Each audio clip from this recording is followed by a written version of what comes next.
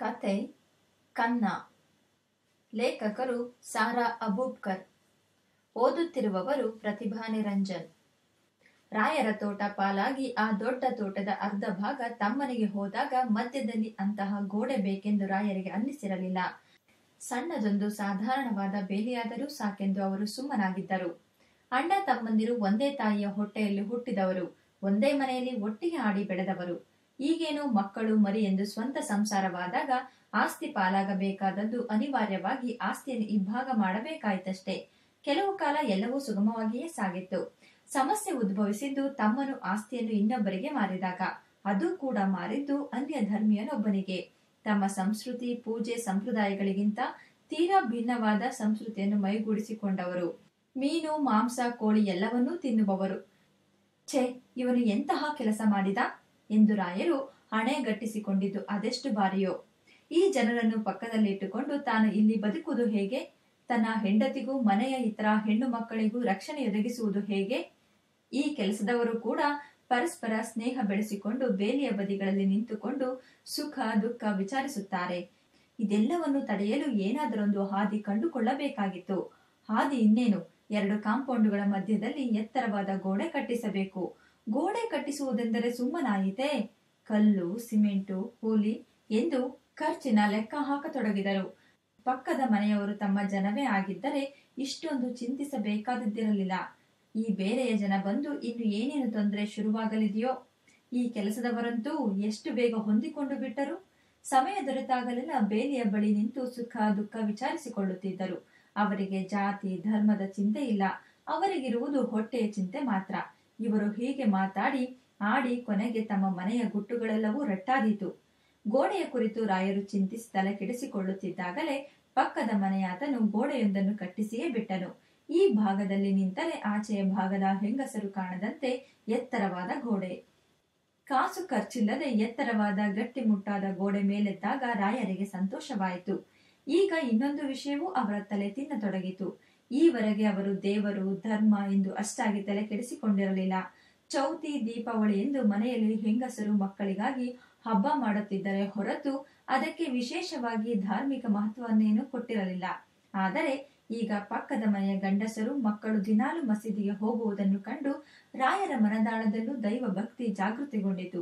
ಅವರಿಗೆ ಅವರ ಧರ್ಮ ಅಷ್ಟೊಂದು ಮುಖ್ಯವಾದರೆ ತಮಗೆ ತಮ್ಮ ಧರ್ಮ ಸಂಸ್ಕೃತಿಯು ಮುಖ್ಯವಲ್ಲವಾ? ಹೀಗಾಗಿಯೇ ರಾಯರು ಹೆಂಡತಿ ಮಕ್ಕಳೊಡನೆ ಆಗಾಗ ದೇವಸ್ಥಾನಕ್ಕೂ ಹೋಗಿ ಬರಲಾರಂಭಿಸಿದರು. ಅವರ ಹೆಂಡತಿಗೂ ಇದರಿಂದ ಮತ್ತಷ್ಟು ಖುಷಿ. ಯಾಕೆಂದರೆ ಪಕ್ಕದ ಮನೆಯಾಕೆಗೆ ಮಸೀದಿಗೆ ಹೋಗುವ ಅವಕಾಶವಿಲ್ಲ. ತಮಗಾದರೆ ದೇವಸ್ಥಾನದ ನೆಪದಲ್ಲಿ ಚೆನ್ನಾಗಿ ಅಲಂಕರಿಸಿಕೊಂಡು ಹಾಯಾಗಿ ಹೊರಗೆ ತಿರುಗಾಡುವ ಅವಕಾಶವಿದೆ. ಹೀಗಿರುವಾಗಲೇ ಅವರ ಹಿರಿಯ ಮಗ ಮಂಜಪ್ಪನಿಗೆ ಹೊಳೆದದ್ದು ಪಕ್ಕದ ಮನೆಯವರೆಲ್ಲರೂ ಕಾರಿನಲ್ಲಿ ತಿರುಗಾಡುವಾಗ ತಮಗೂ ಒಂದು ಕಾರು ಬೇಡವೇ ಎಂದು. ಹೆಂಡತಿಯು ಗಂಡನೊಡನೆ ನಮಗೊಂದು ಕಾರು ಕೊಂಡರೆ ಹೇಗೆ? ಪಕ್ಕದ ಮನೆಯಾತನ ಹೆಂಡತಿ ಯಾವಾಗಲೂ ಕಾರಿನಲ್ಲೇ ಓಡಾಡುತ್ತಾಳೆ ಎಂದಳು. ಅವರು ಮಗನನ್ನು ಕರೆದು, ಮಗ, ನಿನ್ನಮ್ಮನಿಗೆ ಕಾರಿನ ಮೇಲೆ ಆಸೆ ಬಂದು ಬಿಟ್ಟಿದೆ. ಒಂದು ಒಳ್ಳೆಯ ಕಾರು ಎಲ್ಲಾದರೂ ಇದ್ದರೆ ವಿಚಾರಿಸು ಎಂದರು. ನನ್ನ ಗೆಳೆಯನದೇ ಒಂದು ಕಾರಿದೆ, ಇಂಪೋರ್ಟೆಡ್. ಈಗ ಅಂತಹದು ಎಲ್ಲೆಲ್ಲೂ ದೊರಕುವುದಿಲ್ಲ. ಕೊಳ್ಳುವುದಾದರೆ ಅದನ್ನೇ ಕೊಳ್ಳುವ, ನಾನು ವಿಚಾರಿಸುತ್ತೇನೆ ಎಂದನು ಮಗ. ಮಂಜಪ್ಪನು ಮರುದಿನವೇ ಕಾರನ್ನು ಓಡಿಸಿಕೊಂಡು ಬಂದು ಮನೆಯ ಮುಂದೆ ನಿಲ್ಲಿಸಿದನು. ಮನೆಯವರೆಲ್ಲರೂ ಕಾರಿನ ಬಳಿ ನೆರೆದರು. ಕಾರು ಬಹಳ ಚೆನ್ನಾಗಿತ್ತು. ಹೆಚ್ಚು ಓಡಿಲ್ಲಪ್ಪ, ಎಲ್ಲಾ ಭಾಗಗಳು ಇನ್ನು ಹೊಸದರಂತೆಯೇ ಇವೆ. ಹೆಚ್ಚು ಪೆಟ್ರೋಲ್ ಕುಡಿಯುವುದಿಲ್ಲ. ಬಣ್ಣವೂ ಬಹಳ ಸುಂದರವಾಗಿದೆ. ಪಕ್ಕದ ಮನೆಯವರಿಗೆ ಹೊಟ್ಟೆ ಉರಿಯಾಗುವಷ್ಟು ಚೆನ್ನಾಗಿದೆ ಕಾರು. ಮಂಜಪ್ಪನು ಕಾರಿನ ಕುರಿತು ಶಿಫಾರಸು ಮಾಡಿದ್ದೇ ಮಾಡಿದ್ದು. ಆದರೂ ಅಷ್ಟೊಂದು ದುಬಾರಿ ಬೆಲೆಯ ಕಾರು ಈಗೇಕೆ ಎಂಬ ಪ್ರಶ್ನೆ ತಂದೆಯನ್ನು ಕಾಡದಿರಲಿಲ್ಲ. ಈ ತಾಯಿ ಮಕ್ಕಳೊಂದು ಬೊಕ್ಕಸ ಬರಿದು ಮಾಡುವ ಯೋಚನೆ ಎಂದೆನಿಸಿದರೂ ಮಕ್ಕಳು ಬಿಡಲಿಲ್ಲ. ಅಮ್ಮ ಅಷ್ಟು ದೂರ ದೇವಸ್ಥಾನಕ್ಕೆ ನಡೆದುಕೊಂಡು ಹೋಗಬೇಕಾಗುತ್ತದೆ. ಹೇಗೂ ಕಾರು ಕೊಳ್ಳುವುದಂತೂ ತೀರ್ಮಾನವಾಗಿದೆಯಲ್ಲ, ಕೊಳ್ಳುವಾಗ ಒಳ್ಳೆಯದನ್ನೇ ಕೊಂಡು ಬಿಡೋಣ ಎಂದು ಎಲ್ಲರೂ ದನಿಗೂಡಿಸಿದರು. ಕಾರನ್ನು ಕೊಳ್ಳಲು ಹಣ ಸಾಲದೆ ಬಂದಾಗ ಅಮ್ಮನ ಒಂದಷ್ಟು ಚಿನ್ನದೊಡವೆಗಳನ್ನು ಮಾರಬೇಕಾಯಿತು. ಆದರೆ ಮನೆಗೆ ಕಾರು ಬಂದ ಖುಷಿಯಲ್ಲಿ ಇದನ್ನು ಎಲ್ಲರೂ ಕೂಡಲೇ ಮರೆತರು. ಕೆಲವು ದಿನಗಳ ಬಳಿಕ ರಾಯರ ಸ್ನೇಹಿತರೊಬ್ಬರು ಮನೆಗೆ ಬಂದಾಗ ಸಹಜವಾಗಿಯೇ ಕಾರಿನ ಕುರಿತು ಮಾತುಕತೆಯಾಯಿತು. ಬೆಲೆ ಕೇಳಿದ ಸ್ನೇಹಿತರು ಮಾತ್ರ ಆಘಾತಗೊಂಡಂತೆ ನೆಟ್ಟಗೆ ಕುಳಿತರು. ಆ ಕಾರಿಗೆ ಮಾರುಕಟ್ಟೆಯಲ್ಲಿ ಅಷ್ಟೊಂದು ಬೆಲೆ ಇಲ್ಲವಲ್ಲ? ಅವರು ಆಶ್ಚರ್ಯವನ್ನು ತೋರ್ಪಡಿಸದೆ ರಾಗ ಎಳೆದರು. ನನ್ನ ಮಗನೇ ಬೆಲೆ ನಿಗದಿಗೊಳಿಸಿದ್ದು. ಕಾರಿನ ವಿಷಯ ಅವನಿಗೆ ಚೆನ್ನಾಗಿ ಗೊತ್ತು. ಅವನನ್ನು ಯಾರೂ ಮೋಸ ಮಾಡಲಾರರು. ದೃಢವಾಗಿ ನುಡಿದರು ರಾಯರು. ಮಗನನ್ನು ಸಂದೇಹ ಪಡುವ ದುರ್ಬುದ್ಧಿಯಂತೂ ಅವರಿಗಿರಲಿಲ್ಲ. ಆದರೆ ಕೆಲವು ದಿನಗಳ ಬಳಿಕ ಕಾರು ಆಗಾಗ ಕೈ ಕೊಡತೊಡಗಿದಾಗ ತಂದೆ ಮಗನನ್ನು ಕರೆದು, ಇಷ್ಟು ಬೆಲೆ ತೆತ್ತ ಬಿಡಿಕವು ಕಾರು ಕಂಡೀಷನ್ನಲ್ಲಿದ್ದ ಹಾಗೆ ಕಾಣುತ್ತಿಲ್ಲವಲ್ಲ, ನಿನ್ನನ್ನು ಯಾರಾದರೂ ಮೋಸ ಮಾಡಿದರೆ ಹೇಗೆ ಎಂದು ಕೇಳಿದರು. ಛೇಚೆ, ಏನಪ್ಪ ನಿಮ್ಮ ಮಾತು? ಅವನು ನನ್ನ ಆತ್ಮೀಯ ಸ್ನೇಹಿತ. ಅವನ ಮೇಲೆ ನೀವು ಈ ರೀತಿ ಸಂದೇಹ ಪಟ್ಟುಕೊಂಡರೆ ಅವನೆಷ್ಟು ನೊಂದುಕೊಳ್ತಾನೋ ಏನೋ. ಮಗುವನ್ನೇಕೆ ಕಿರಿಕಿರಿ ಮಾಡ್ತೀರಿ? ಅವನೆಷ್ಟು ಕಷ್ಟಪಟ್ಟು ಅವರ ಮನವೊಲಿಸಿ ಅದನ್ನು ತಂದಿದ್ದಾನೆ. ನೀವು ಸುಮ್ಮನಿರಿ. ಒಳಗಿನಿಂದ ಹೆಂಡತಿ ಮಗನ ರಕ್ಷಣೆಗೆ ನಿಂತಾಗ ರಾಯರು ಸುಮ್ಮನಾದರು. ಒಂದೆರಡು ತಿಂಗಳ ಬಳಿಕ ಮಂಜಪ್ಪನ ಹೆಂಡತಿ ಅತ್ತೆ ಮಾವಂದರಿಗೆ ತಿಳಿಯದಂತೆ ಒಂದಷ್ಟು ಚಿನ್ನಾಭರಣಗಳನ್ನು ಖರೀದಿಸಿಕೊಂಡಳು. ಈಗ ರಾಯರಿಗೆ ಇನ್ನೊಂದು ಹೊಸ ಸಮಸ್ಯೆಯು ತಲೆ ತಿನ್ನತೊಡಗಿತು. ಎರಡು ಮನೆಗಳ ನಡುವೆ ಏನೋ ಎತ್ತರವಾದ ಗೋಡೆ ಎದ್ದಿದೆ. ಆದರೆ ಉತ್ತರ ಭಾಗದ ಹಣ್ಣಿನ ತೋಟದ ನಡುವೆ ಅಂತಹ ಬಲವಾದ ಬೇಲಿಯೇನೂ ಇರಲಿಲ್ಲ. ಆ ತೋಟದ ಪಾಲು ಸರಿಯಾಗಿರಲಿಲ್ಲ. ಅದು ಅಣ್ಣ ತಮ್ಮಂದಿರೊಳಗೆ ಇದ್ದಾಗ ರಾಯರು ಆ ಕುರಿತು ಅಷ್ಟೇನು ತಲೆ ಕೆಡಿಸಿಕೊಂಡಿರಲಿಲ್ಲ. ಆದರೆ ಈಗ ಇವನ್ನೆಲ್ಲ ಬೇರೆಯವರು ಕೊಂಡುಕೊಂಡಾಗ ತಮ್ಮ ಪಾಲನ್ನು ಸಮನಾಗಿ ನಿಗದಿಗೊಳಿಸಿ ಅಲ್ಲೂ ಬಲವಾದ ಗೋಡೆ ಕಟ್ಟಬೇಕಾಗಿತ್ತೆನ್ನಿಸಿತು. ಈ ತೋಟಕ್ಕೆ ಯಾವ ಕಡೆಯಿಂದ ಎಂತಹ ಕಳ್ಳರು ನುಗ್ಗುತ್ತಾರೋ ಎಂಬ ಚಿಂತೆ ಅವರನ್ನು ಹಗಲಿರಳು ಕಾಡತೊಡಗಿತು. ಹಾಗಾಗಿಯೇ ಆ ದಿನ ಗುಂಡಣ್ಣನನ್ನು ಕರೆದು, ನೋಡು ಮಗ, ಆ ನಮ್ಮ ತೋಟಕ್ಕೆ ಯಾವತ್ತಾದರೂ ಕಳ್ಳರು ಬಂದು ದಾಂಧಲೆ ಎಬ್ಬಿಸುತ್ತಾರೆ. ಈ ಪಕ್ಕದ ಜನರನ್ನು ನಂಬುವ ಹಾಗಿಲ್ಲ. ತೋಟದ ಗಡಿಯನ್ನು ಸಮನಾಗಿ ನಿರ್ಣಯಿಸಿ ಗೋಡೆ ಕಟ್ಟುವ ಎಂದರೆ ಈ ಜನರು ಏನಾದರೂ ತಗದೆ ತೆಗೆಯುತ್ತಾರೆ. ಆದುದರಿಂದ ಆ ಗಡಿ ಸಮಸ್ಯೆ ಮುಗಿಯುವವರೆಗೆ ಅಲ್ಲೊಂದು ಕಾವಲು ಮನೆ ನಿರ್ಮಿಸಿ ಒಂದಿಬ್ಬರು ಕಾವಲುಗಾರರನ್ನು ನಿಯಮಿಸಬೇಕು. ಒಂದೆರಡು ಒಳ್ಳೆಯ ಕೋವಿಗಳನ್ನು ತರಿಸಬೇಕು ಎಂದರು. ತಂದೆ ಹೀಗಂದಿದ್ದೆ ಮಗನಿಗೆ ಬಹಳ ಖುಷಿಯಾಯಿತು. ಆಗ್ಲಪ್ಪ, ವಿದೇಶದಲ್ಲಿ ನನ್ನ ಪರಿಚಯದ ಕೆಲವರಿದ್ದಾರೆ. ಕೋವಿ ಬೇಕಾದರೆ ಅವರಿಂದಲೇ ತರಿಸೋಣ ಎಂದನು. ಮರುದಿನವೇ ಕೋವಿಗಾಗಿ ಕಾಗದ ಪತ್ರಗಳು ಓಡಾಡತೊಡಗಿದವು. ಕೆಲವು ದಿನಗಳಲ್ಲಿಯೇ ಕೋವಿಗಳು ಬಂದವು. ಕಾವಲುಗಾರರು ಸಿದ್ಧರಾದರು. ಕಾವಲುಗಾರರು ಕೋವಿಗಳನ್ನೇನೋ ಬಹಳ ಮೆಚ್ಚಿಕೊಂಡರು. ಆದರೆ ಅದರ ಬೆಲೆ ಕೇಳಿ ಹೌಹಾರಿದರು. ಇಷ್ಟೊಂದು ದುಬಾರಿಯೇ? ಇಂತಹ ಕೋವಿಗಳು ನಮ್ಮೂರಿನಲ್ಲೇ ದೊರೆಯುತ್ತಿರಲಿಲ್ಲವೇ? ನಿಜವಾಗಿಯೂ ನಮಗೆ ಈ ಕೋವಿ ಅಗತ್ಯವಿದೆಯೇ?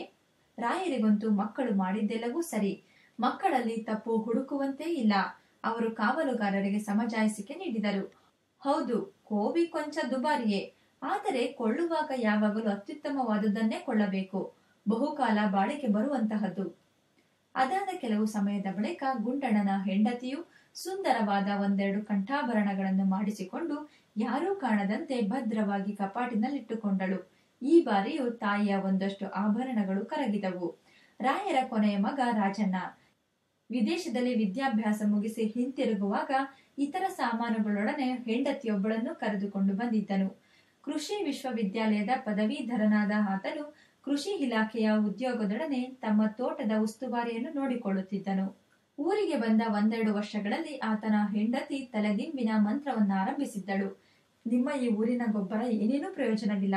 ಗೊಬ್ಬರವೆಂದರೆ ನಮ್ಮೂರಿನದು. ಅದನ್ನು ತರಿಸಿ ತೋಟಕ್ಕೆ ಹಾಕಿ ನೋಡಿ, ಹೇಗೆ ಫಸಲು ಬರುತ್ತದೆ ಅಂತ.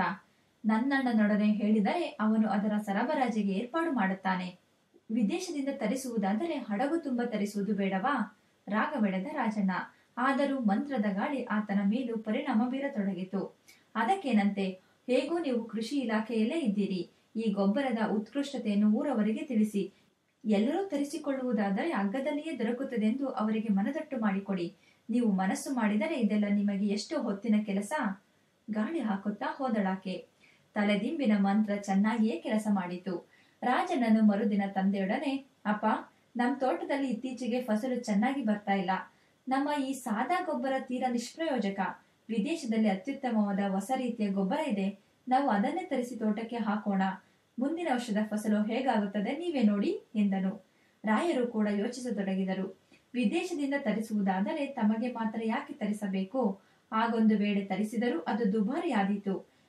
ಊರಿನಲ್ಲಿ ಹಲವಾರು ಜನರಿಗೆ ತೋಟಗಳಿವೆ. ಎಲ್ಲರನ್ನೂ ಕರೆದು ವಿಚಾರ ವಿನಿಮಯ ಮಾಡಿ ಎಲ್ಲರೂ ಗೊಬ್ಬರ ತರಿಸುವ ಹಾಗೆ ಏರ್ಪಾಟು ಮಾಡಿದರೆ ಒಂದು ವೇಳೆ ತಮ್ಮ ಪಾಲಿನದು ಉಚಿತವೇ ಆಗಬಹುದು. ರಾಯರು ತಮ್ಮ ಯೋಜನೆಯನ್ನು ಮಗನ ಮುಂದಿಟ್ಟರು. ದೊಡ್ಡ ಪ್ರಮಾಣದಲ್ಲೇ ಗೊಬ್ಬರ ತರಿಸುವ. ತೋಟದ ಮಾಲೀಕರೆಲ್ಲರನ್ನೂ ಕರೆದು ವಿಚಾರಿಸೋಣ. ರಾಜಣ್ಣನಿಗೆ ಬಹಳ ಖುಷಿಯಾಯಿತು. ಆತನು ಮರುದಿನವೇ ಕಾರ್ಯತತ್ಪರನಾದನು. ಕೆಲವು ಜನ ತೋಟದ ಮಾಲೀಕರನ್ನು ಸೇರಿಸಿ ವಿಷಯ ತಿಳಿಸಿದನು. ನಾವಂತೂ ಹೇಗೋ ಈ ಗೊಬ್ಬರ ತರಿಸುತ್ತೇವೆ. ನಮ್ಮಂತೆ ನಿಮ್ಮ ತೋಟ ಒಳ್ಳೆಯದಾಗಲಿ. ನೀವು ಮುಂದೆ ಬರಲಿ. ಅದರಿಂದ ಊರಿಗೆ ಒಳ್ಳೆಯದಾಗುತ್ತದೆ ಎಂಬ ಆಶಯ ನಮ್ಮದು. ಆ ಕಂಪನಿಯೊಡನೆ ವ್ಯವಹರಿಸಲು ಅಲ್ಲಿ ನನಗೆ ತಿಳಿದವರೊಬ್ಬರಿದ್ದಾರೆ. ನಾನು ಈಗಾಗಲೇ ಆ ಕಂಪನಿಗೆ ಪತ್ರ ಬರೆದು ಪತ್ರ ವ್ಯವಹಾರಗಳೆಲ್ಲ ಮುಗಿದಿವೆ. ಇನ್ನು ಬೇಡಿಕೆ ಕಳಿಸುವುದು ಮಾತ್ರ ಬಾಕಿ ಎಂದನು. ಸರಿಯಪ್ಪ, ಹಾಗಿದ್ದರೆ ನಮಗೂ ತರಿಸಿಕೊಡಿ ಕೆಲವರೆಂದರು. ಹಣ ಸಂದಾಯ ಮಾಡುವುದು ಗೊಬ್ಬರ ಬಂದ ಮೇಲೆ ತಾನೇ? ಇಂದಿನಿಂದ ಹಿರಿಯರೊಬ್ಬರಂದರು. ಚೇಚೆ, ಅದು ಹೇಗಾಗುತ್ತದೆ? ನಗುತ್ತಾ ನುಡಿದನು ರಾಜನ. ಹೇಳಿ ಕೇಳಿ ವಿದೇಶ ಸಂಸ್ಥೆ.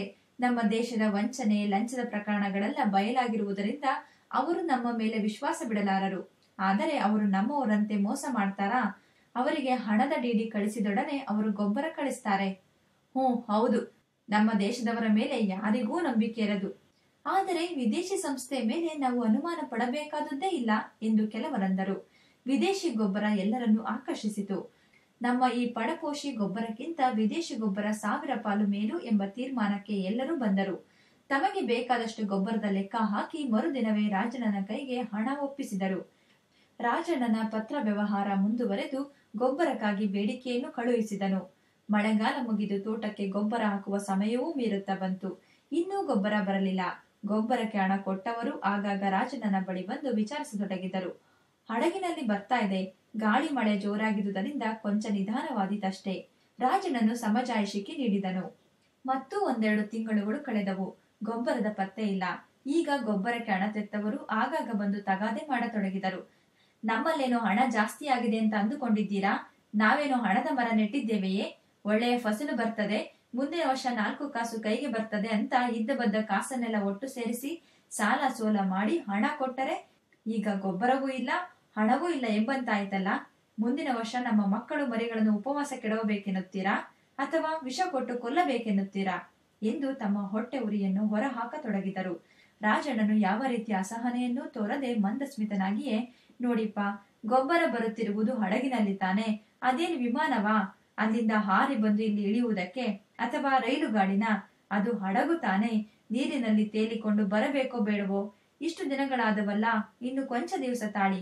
ಹಡಗು ಬಂದರು ತಲುಪಿದೊಡನೆ ಗೊಬ್ಬರ ಇಳಿಸಿ ಎಲ್ಲರಿಗೂ ಹಂಚುವ ಏರ್ಪಾಡು ಮಾಡುತ್ತೇನೆ ಎಂದು ನಯವಾಗಿ ನುಡಿದನು. ಇವರನ್ನೆಲ್ಲ ನಂಬಿದವರಿಗೆ 3 ನಾಮವೇ ಗತಿ.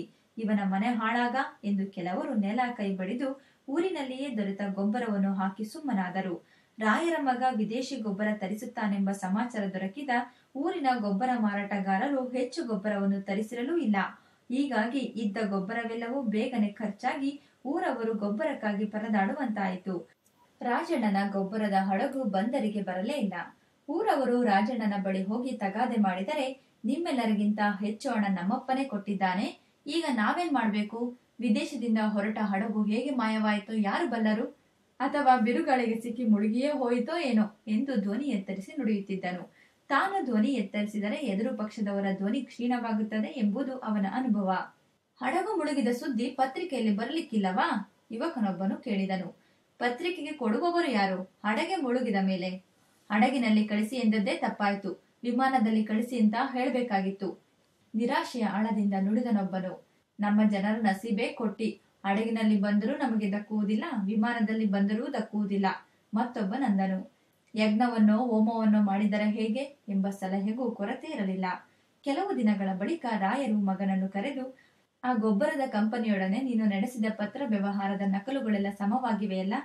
ಅವರ ವಿಳಾಸವೆಲ್ಲ ಸರಿಯಾಗಿದೆ ತಾನೇ? ಅವರ ಮೇಲೆ ಮೊಕದ್ದಮೆ ಹೂಡೋಣ.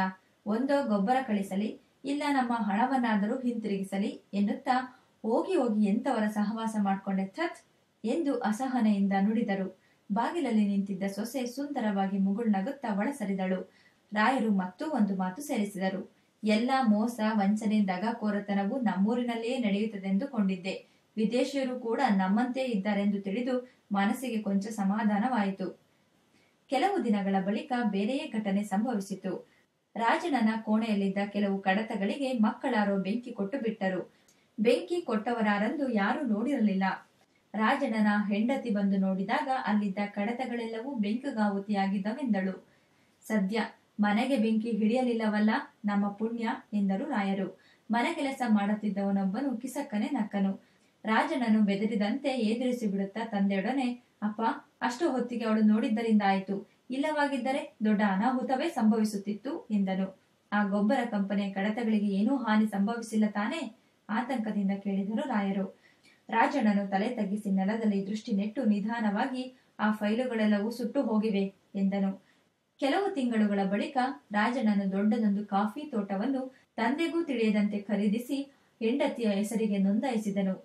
ಇತ್ತೀಚೆಗೆ ರಾಯರು ಒಮ್ಮೊಮ್ಮೆ ಹೆಂಡತಿಯೊಡನೆ ಕೇಳುತ್ತಿದ್ದರು, ಎಂತಹ ಮಕ್ಕಳನ್ನು ಹೆತ್ತಿದ್ದಿ?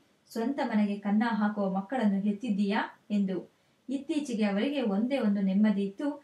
ಪಕ್ಕದ ಮನೆಯಲ್ಲೂ ಆಗಾಗ ತಂದೆ ಮಕ್ಕಳಿಗೆ ಜಗಳಗಳಾಗುತ್ತಿದ್ದವು. ಮನೆಗೆ ಕನ್ನ ಹಾಕುವ ಕೆಲಸ ಅಲ್ಲೂ ಪ್ರಾರಂಭವಾಗಿರಬೇಕೆಂದುಕೊಂಡವರಿಗೆ ಕೊಂಚ ನಿರಾಳವಾಯಿತು. ಸಾರಾ ಅಬೂಬ್ಕರ್ ಅವರು ಬರೆದಿರುವ ಕನ್ನ ಎಂಬ ಕತೆ ಇಲ್ಲಿಗೆ ಮುಕ್ತಾಯವಾಯಿತು. ಓದಿದವರು ಪ್ರತಿಭಾ ನಿರಂಜನ್.